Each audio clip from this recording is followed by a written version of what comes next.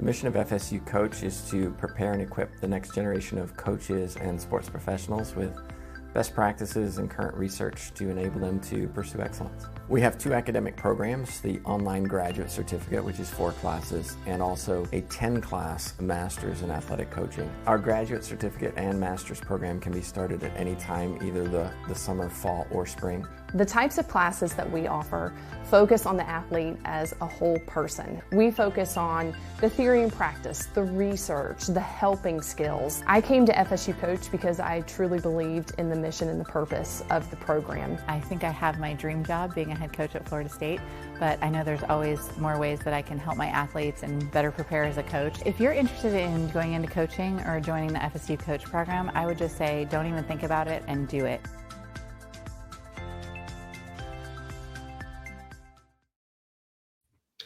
Well, welcome everybody to another edition of FSU Coach Live. My name is Tim Baghurst, and joining me this morning is Simon Loftus. He is a professor of coaching. He's also a volleyball coach for Team England. Well, Simon, you've done a lot. Why don't you explain a little bit of your background and how you got to where you are? Yeah, no problem. Thanks for having me, Tim. Appreciate the opportunity to have this chat. So I guess I started playing volleyball when I was 11 years old, just as I was going into high school. My PE teacher was a national team coach at the time in Scotland, and obviously I was quite tall for my age and got selected into the high school volleyball team. And from there I had maybe 17, 18 years of playing, and towards the end of my career, I kind of got a bit disillusioned, training full time, just, it was tough mentally, physically, and I dislocated my ankle in a match, and I was out for 6 months. I was in cast, and basically I was just rethinking, was playing volleyball worth it? And just after I recovered from that, I get the opportunity to actually travel to the United States, excuse me, and I was an assistant coach at Stevens Institute of Technology in Hoboken, and that was back in 2003, and I just had such an amazing experience. When I came back to the UK, I decided I wanted to be a coach. And massive thanks to Pat Dorowolski at Stevens for lighting that fire for me and giving me the opportunity to trial and error and just use some of my playing experience and give it a go with these students at Stevens Institute. And from there, I arrived back in the UK and actually decided I was going to coach. And I was working with under 18 girls team. We just entered the National League, and it was exciting, it was good, but I don't think I was a very good coach at the time, and I was kind of finding my way. And 2 or 3 years after that, I was given the chance to coach the junior women's national team. And looking at the title of the podcast, I think I got the job because I was the only person that wanted it. I don't think I was necessarily qualified or, the best coach out there, but I wanted to do it and I wanted to take coaching seriously. And I saw that as a stepping stone. And that led me to about 2007, where I was offered the job at Leeds Beckett University to be their director of volleyball, and just had an amazing time with that. Very successful program. Cut my teeth, really invested in myself, and I'd started doing a master's in sports coaching to try and understand what coaching was about, and I'd kind of parked that idea of being a player. I was now a coach, and I really wanted to understand a lot of the theory and the reasons why I was doing what I was doing rather than it was just a feeling or, well, it worked for my coach that was coaching me. I was trying to draw that line and that distinction. And, while I was at Leeds, I won national championships, so the equivalent to your NCAAs. And I was promoted to coach the men's Scottish team. And we had a good European championship. But the travel back and forth to Scotland was quite difficult. And we qualified for the main European championship. And the federation never had the money or perhaps the inclination. I don't want to be too controversial too early, but they never had the money and perhaps the inclination not to enter it. And I was kind of, well, why am I doing this? We've got to the platform where we deserve to be there. Why not take the chance? And on the back of that conversation, I decided to resign and focus my attention down in England.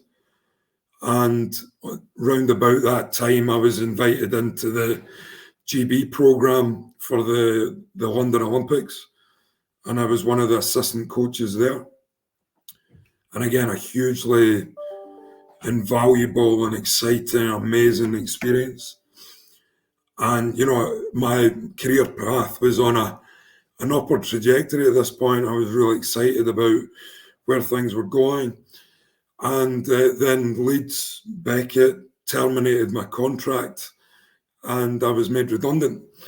And basically, the athletic department made a lot of coaches redundant. And I was kind of, what do I do now? So I decided I was going to try and coach professionally. And I got a contract in Sweden and had an amazing year there. Again, my first experience of coaching internationally in a different culture. I don't count America as a different culture because it's English and we share a lot of traits. But going to Sweden where I didn't understand the language, didn't really understand the culture, and I was put into this team that was at the lower end of the league. So the culture around what was success and what was performance was really quite different. And it was probably my most successful year as a coach because I managed to keep the team in the league. I was amazing, immensely proud of that. We had a young team. We had a couple of Americans play. And, one of the highlights of that team was throughout the season, I had 10 different players in the squad that picked up most valuable player awards for games. And it kind of spoke to the fact that we were a team and we were greater than the sums of our parts. And we fought and we fought and we fought and we stayed in the league and I was delighted.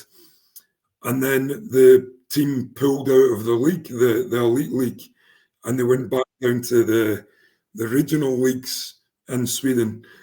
And, they either lost sponsors or it was too expensive to be in the league. So I left the program. The team went down the leagues after I thought it was a very successful year. And then I went to work for Scottish Volleyball as a secondment, 6 months. And then I found myself back in the States, working again at Stevens Institute of Technology, but this year for the men's program and the women's program. Again, I keep saying it was an amazing experience. It really was. The women made, I think, the Sweet 16 of the NCAAs, which was as far as they'd ever been. And the men, I picked up Assistant Coach of the Year with the AVCA. And I wanted to stay. I was desperate to stay, but my visa wasn't extended. Again, finances, Division 3 program. they haven't got the resources to remunerate me for what the visa required, if you like. So I found myself unemployed when I returned to the UK, and basically I took a job that I wasn't sure about. It was down in London. I don't really like London, and I burnt out. I hated it. Mental health suffered. I just got married. I was living 250 miles away from my wife during the week. And I was done basically with coaching. And I got the opportunity to move into higher education. And I'm now a senior lecturer at Kingston University. Just about to submit my PhD. And that process and moving into higher education reignited my love for coaching, and I'm now the men's national team coach for England, which is culturally quite difficult for a Scotsman in England. But again, I'm blessed to work with amazing athletes, really, really keen to do the best they can do with the resources that we've got and the opportunities that we've got.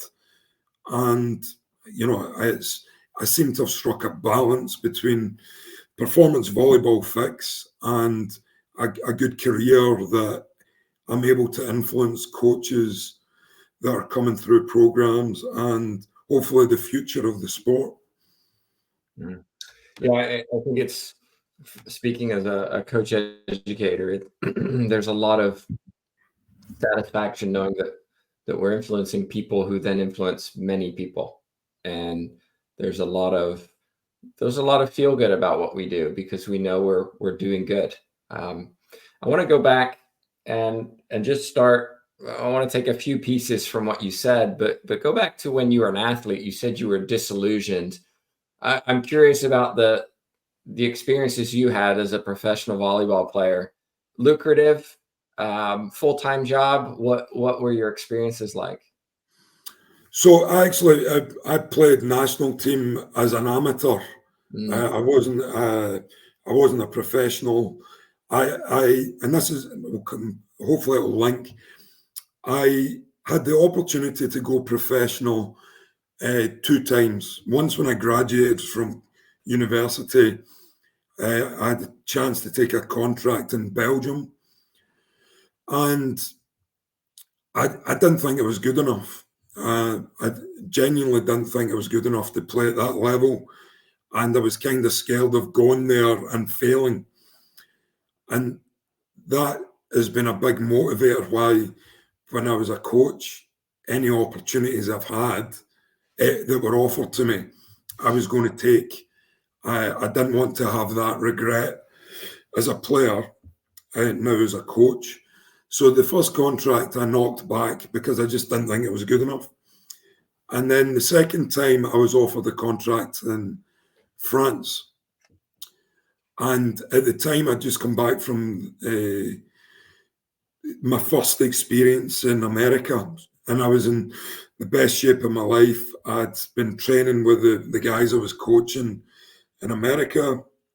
I was in the gym every day. So I kind of was a professional because it was volleyball every day. I was training in the gym and on the court. And unfortunately, I was very much in love and decided not to go because I didn't want to leave my partner at the time.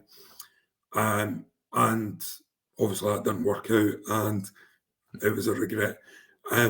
But the timing wasn't right. But as a player playing for the national team, I had a 9-to-5 job, if you like. I was training with a club at night, and we played National League in Scotland at the weekends. So it was amateur mentality. In Scotland, we don't have a professional league. In England, we can maybe come on to that, it's kind of different because of the university structure. But no, I was an amateur, and I had to have a job around to pay the bills, and the volleyball was a enjoyable hobby, if you like. Yeah, it's interesting when we talk about volleyball, especially in the United States. It's a big deal, and it's an Olympic sport, and many people are interested in it. It's a worldwide sport, and then we go, well, how's Simon going to compete against other countries representing Scotland or Great Britain, where these other countries have professional leagues, they have professional players, they do it for a living, and then you're doing a 9 to 5 and trying to piece together some kind of competency as a side job, so to speak.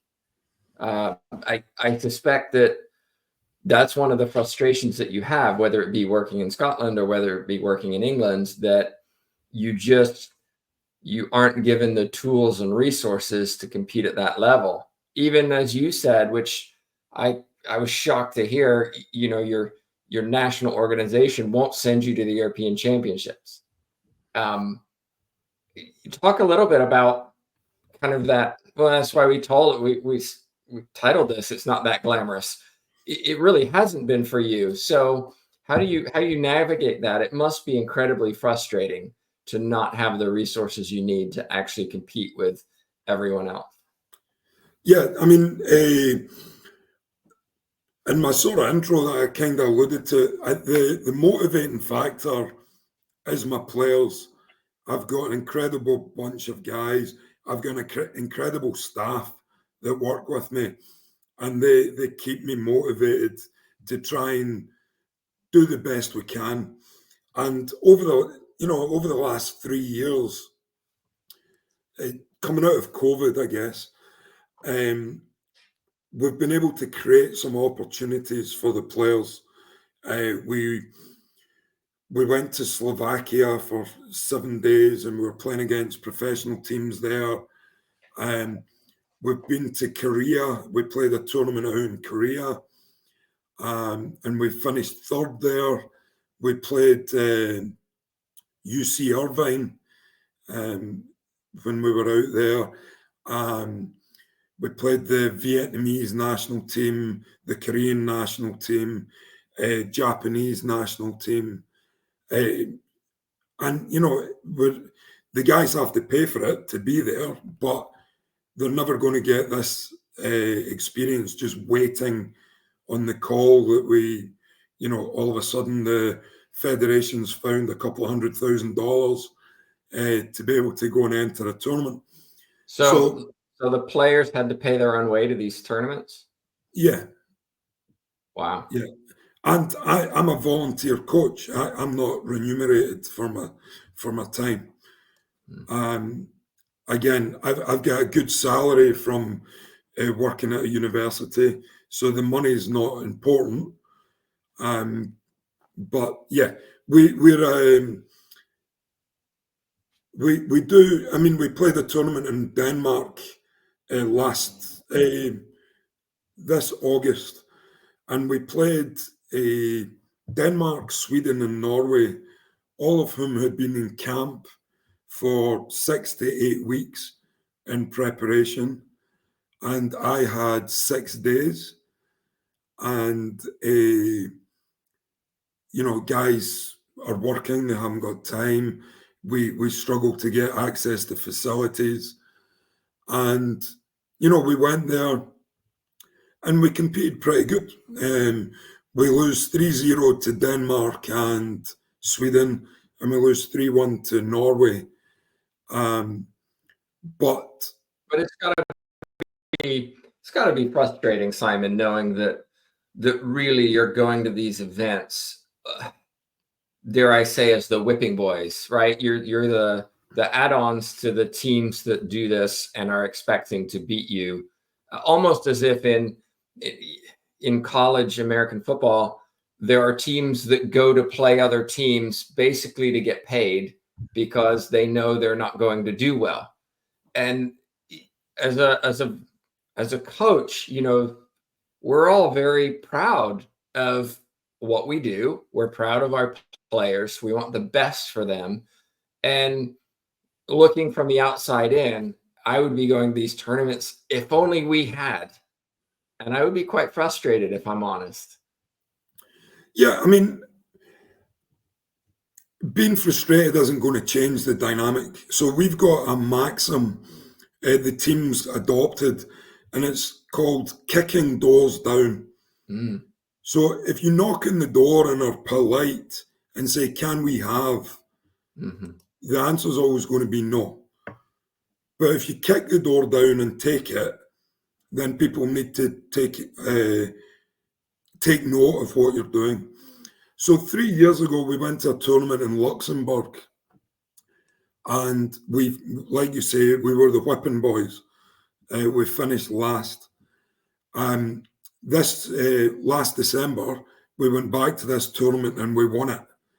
And we beat Luxembourg for the first time in, I'll say 15 years, but that's not exaggerating too much. But it's the first time we beat Luxembourg, who at the time were ranked 40th in the world, 45, and we're ranked 130th or something. So this is us kicking the door down. We're demonstrating to people that we are serious and that we are trying to do as well as we can do. And, beating Luxembourg is a statement one. Going to South Korea and competing with these teams and finishing third in the tournament is showing that we can compete with these teams. Going to Denmark, Denmark beat us up. We were a bit rabbits in the headlights, I guess. We competed good with Norway.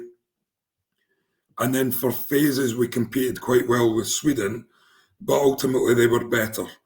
So to use the American football analogy, it's like Kansas City playing the Cleveland Browns. I'm a Browns fan. I'm sorry. The Browns might have one good quarter, but Kansas City are going to win. And everybody knows that. So we go with our expectations, but in 3 years' time, we want to be going there and contesting championships and not being the whipping boys. So I see it as step by step. We tick off boxes and move forward. And undoubtedly, Sweden, Norway, and Denmark were like, who are these guys at the start of the tournament? But at the end of the tournament, I think we showed that at times we could play good volleyball. So we've got more guys out playing professional in Europe. So we've got 5 or 6 guys playing out of the 14. And we've got some guys that are in good programs at universities here in the UK, which means they train every day. And we've imported some good American players that are doing postgraduates and stuff like that. So the standard's a bit higher domestically. We're lucky we've got some really good European players, Polish, Slovaks, Greeks, that are adding to the strength of the league. So, step by step. So if I had a short-term approach, I'd be really frustrated. But ultimately, when I retire or resign or I'm fired, I'm hoping that the program's in a better place than I found it. Well, we're speaking with Simon Loftus. If you're watching live, have a question, just put it in your chat box, comment box, wherever you're watching from. I want to go back. One of the things that I've been particularly interested in over the last couple of years is coach pay.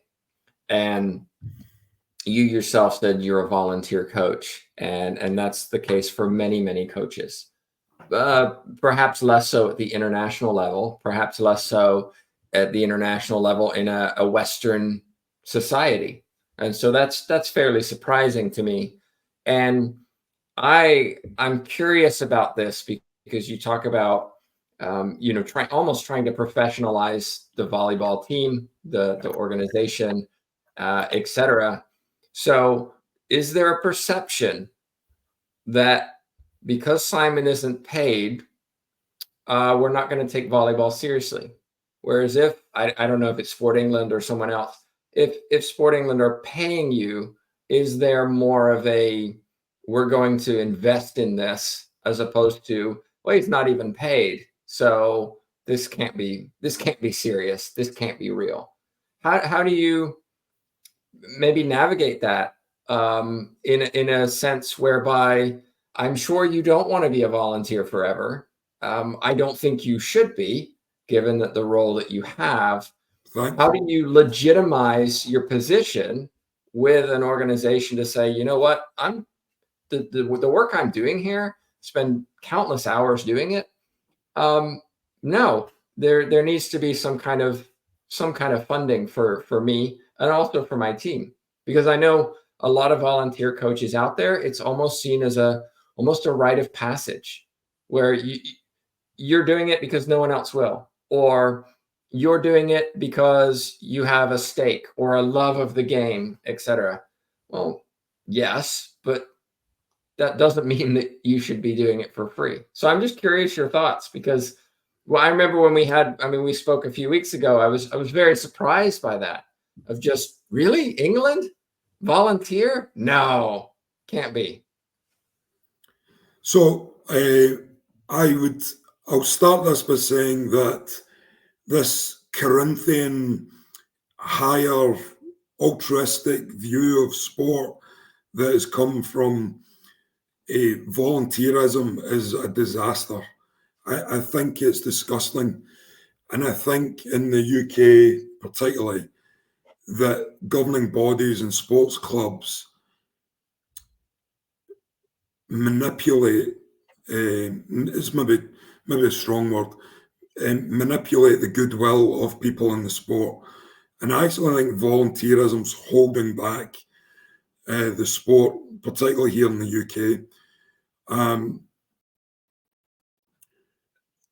There's always money for administrators, and there's not money for coaches. And every time there's a round of funding from either UK Sport or Sport England, the organisations that get more money inherently employ more administrators. And I've heard, correct me if I'm wrong, but I've also heard that England, especially with the Olympics, there's kind of an emphasis of, if you're not going to win medals at the Olympics, we're not going to invest as much in you. And I feel like that's a very short-sighted view, given that it is very temporal, in the sense that it really depends on the athletes you have at that time. And you will never get medals in the Olympics if you don't get any funding. I think that's pretty obvious. If there's no funding to support athletes and to support coaches, well, we might as well give up on this sport. And I think that's a very short-sighted view made by people who maybe aren't coaches. Yeah, but a lot of these people that are making those decisions are drawing down six-figure salaries to make those decisions. Meanwhile, the guys at the hard end, they're left without the resource. I mean, I completely agree. The funding, so in continental Europe, a lot of sports, if it's an Olympic sport, you get funded from your government. So take Luxembourg as an example. The very small country, they have realistically no chance of qualifying for the Olympics. But the Luxembourg Olympic Committee resource Luxembourg volleyball pretty well. They've got their own Olympic centre. They've got a beautiful gymnasium. They've got a stadium that holds 2,000 people for the matches that we've been there. It's fabulous. and they get to play European and World Championship qualifiers, no problem, not in question. And admittedly, well, I was going to say Luxembourg's quite a rich country, but it's not richer than UK. And every 4 years, every quad, they have a funding review. Have you hit your medal target? Yes or no? You're going to get an improvement or a decline in the amount of funding. And for the likes of volleyball, coming from Europe, it's impossible to qualify for the Olympics based on a 4-year plan. Mm-hmm. We need to look at 16, 20 years. And it's just not the way it's going to be funded. And all I can do is keep the players engaged in the process and keep them understanding that, you're part of the pathway. It's this idea of standing on the shoulders of giants. The next generation will be in a better position than you are, but you need to do the dirty work. And if I can get all 14 of my players contracts, then, I'm quite happy with that. But going back to your point about a validation of my role, it's a difficult one because ultimately, if I walk away, and this is maybe where the governing bodies have got you by the throat. If I walk away, they'll get somebody else. Yeah. And if I walk away, are they really bothered about the talent drain and the knowledge drain that goes with me?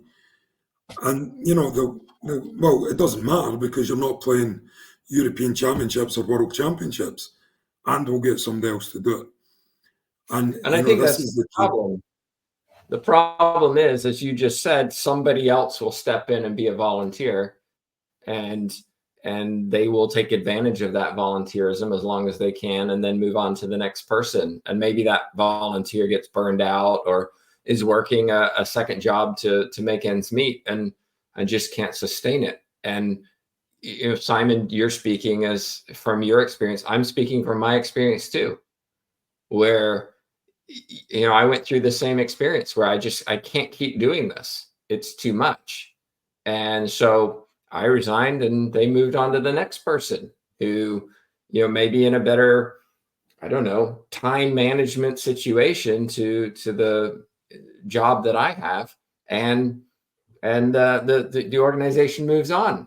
I just feel at some point, coaches need to stop doing this and need to stop saying, no, what I do is not volunteerism. I'm not a charity. We're doing something for our nation. We're doing something for, in many ways, people profit from what we do, right? Even the administrators profit from what you do. And so eventually, somewhere, somehow, coaches will need to stand up and say, enough's enough. We're a profession. We're professional. We should, I'll rephrase, we should be professional. Let's assume we are, because there's a lot of coaches who are not. We're not doing this for nothing or peanuts anymore. This is a career. This is a full-time job, or could be. So yeah, thank you for sharing that piece. It's often talked about off air, but not often on air. And so I really appreciate you sharing that. I want to be respectful of your time. So if you wouldn't mind, just kind of close out the show. You've coached in a variety of countries. You've worked with a variety of people. You've coached men as well as women. What advice would you like to pass on to maybe the next generation of coaches? Well, the thing I always say is invest in yourself.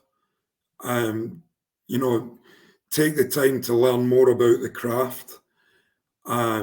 It's there's a fine line between the art and the science, and I think it's good to know both.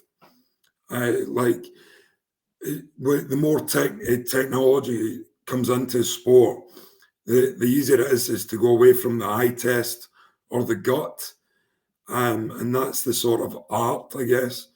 But you're only going to get that if you create opportunities for yourself.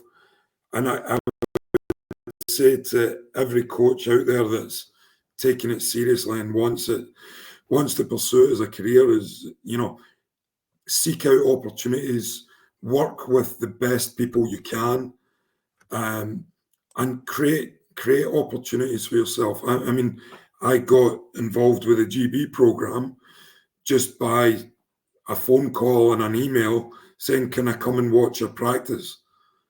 And the answer was yes, and I was there. And then at the end of that session, it was, "Can I come back next week?" Yes. And after 2 or 3 weeks, the coach was like, "Stop asking, you come whenever you want." And I was like, "Oh, I can come tomorrow then?" And he's like, "Yeah, of course." So I was there the next day because I was wanting to learn and I was wanting to immerse myself in that sort of environment. And, one thing I'm really bad at is self-promotion. And, I should maybe have an agent, going to the previous part of the conversation. I need to get myself an agent to make sure I'm paid for things, but I haven't got one. And, perhaps I've missed out on opportunities. But at the same time, I do the sport because I love it. And I want the players to experience some of the things I've experienced as a player and as a coach. And it's maybe a bit altruistic, but I think, there's more to life than money. With it comes a lot of pluses, but there's a lot of negatives as well. Mm-hmm. And, perhaps if I was getting paid a good salary from Volleyball England, I would need a lot more accountability than I do. And, it's a balancing act, really. But coaches, pursue your dreams. Never let somebody tell you no. If they tell you no, go and prove them wrong. And, every opportunity to learn is a blessing. So I think you need to take ownership and control of your own learning, and your own destiny. Don't wait for somebody to offer you something. Take it and kick the door down, like I said earlier. If somebody has a question for you, maybe they're watching on our podcast later, or listening on our podcast rather, or watching on YouTube, email a good way for them to reach you? Yeah, of course. There you go. You shared it. Thanks. Yeah. For those listening to the podcast, s.loftus, Loftus, at kingston.ac.uk. Well, Simon, thanks again for sharing a little bit about your life and career. I hope those listening take your advice. Just a reminder, everybody, we try to do these during the academic year, at least once every couple of weeks. So be sure to subscribe to our YouTube channel, Spotify podcast, wherever you're watching or listening. But on behalf of myself, Tim Baghurst, and Simon Loftus, thanks so much for watching.